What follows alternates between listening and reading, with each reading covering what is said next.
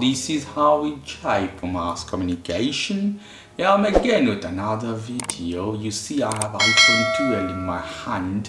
In this video I'm going to show you how you can know your iPhone, that iPhone 12 or iPhone 13 is a real one or fake one. So very easy process. In this case you have to go to setting option, hit this one in setting. In setting you have to go to this option, it's called general. Go to general. In general go to about at the top.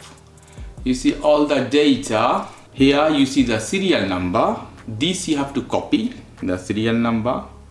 When you touch it will appear copy option. Copy this one. Now go to any browser. I hit here Google Chrome. Tap for Apple coverage. Check this page, Apple coverage check.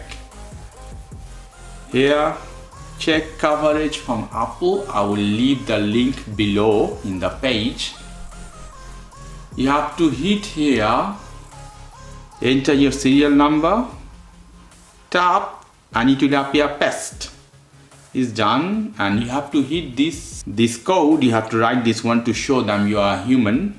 In this case, type this code. After typing, hit continue button.